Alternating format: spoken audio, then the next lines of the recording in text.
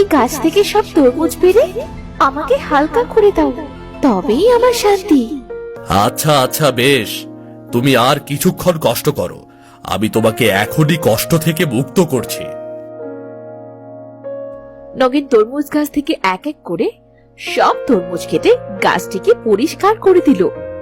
তরমুজ গাছটি একটা স্বস্তির নিঃশ্বাস ফেলে নগেনকে বলল, ধন্যবাদ পথিক, তোমাকে অনেক অনেক ধন্যবাদ। তুমি তো আমাকে এই কষ্টের হাত থেকে বাঁচালে। এবার বলো, আমি তোমার কি উপকার করতে পারি?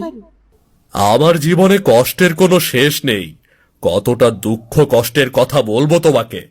অভাবে অভাবে আমার জীবনটা কঠিন হয়ে গেছে।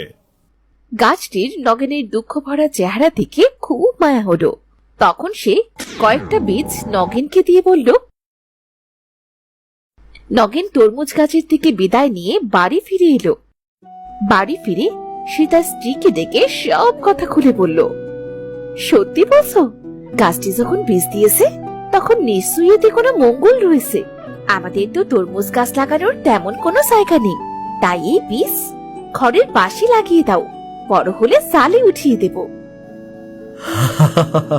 বেশ বুদ্ধি গিন্নি তোমার, বেশ বেশ, চলো তাহলে তরমুজের বীজগুলো লাগিয়ে দেই।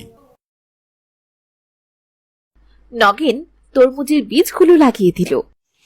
একদিন, দুদিন, 3 দিনের ভেতর তরমুজ গাছটি বড় হয়ে নগেনের চালে তরমুজে ভরপুর হয়ে গেল। হগো শুনছো? দেখো তো, 3 দিনের ভেতরেই দেখছি তরমুজ গাছ বড় হয়ে তরমুজে ভরে গেছে। গিন্নি, কি যে খুশি লাগছে তোমাকে বলে বোঝাতে পারবো না। আজই তরমুজগুলো হাটে নিয়ে বিক্রি করে জমিদারের সব ঋণ পরিশোধ করে দেব। হ্যাঁ হ্যাঁ, জমিদারের 5 বছরের ঋণ এবার একেবারে পরিশোধ করে ওই জমিটা ছাড়িয়ে দেবে। হ্যাঁ গিন্নি, হ্যাঁ, সে কথা আর বলতে, এবার থেকে ঘরের চালে ওই তরমুজের চাষ করব।